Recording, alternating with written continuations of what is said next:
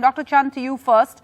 Could you explain to our viewers the correlation between living life virtually in an online world and issues of self-esteem, body image, anxiety and depression? The connection between these factors is quite strong, also by default.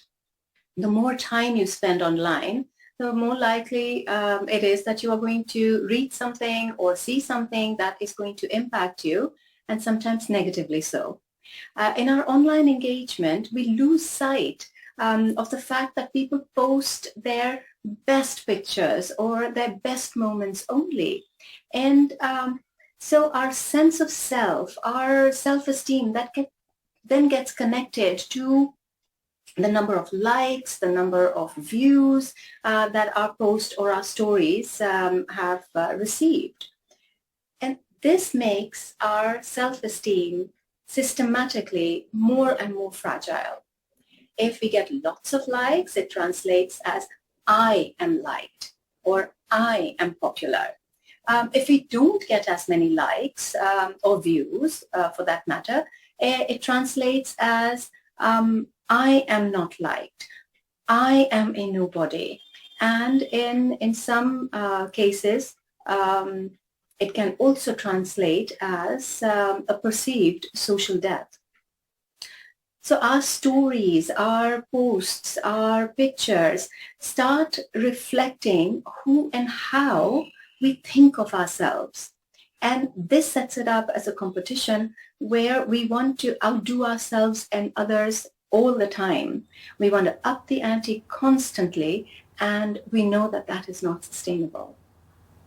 Dr. Chand, you have interacted with many adolescent girls. How many have spoken of social media running their lives and controlling their emotions?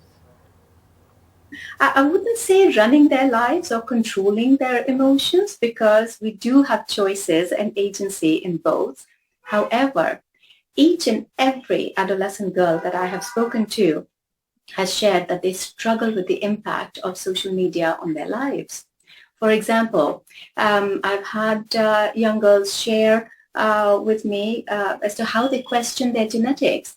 Why is my hair curly and not straight like a certain person that they follow or they admire on social media? How can I get my hair straighter? If my hair was straighter, I think I would feel better about myself, or I would be happier.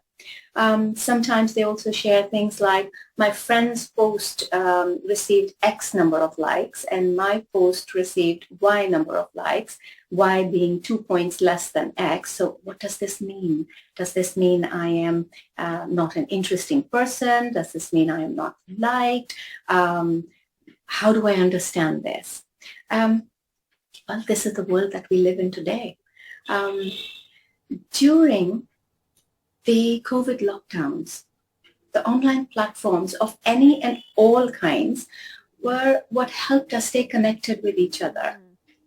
But now we feel the need to regulate these platforms for our own selves and our children.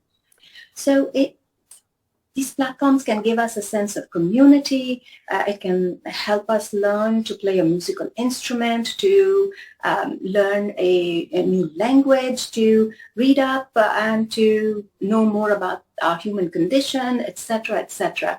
So it can be a wonderful resource at our disposal. So parents need to help their children to regulate the social media in their lives. And in so doing, they will also help their children to regulate themselves as well.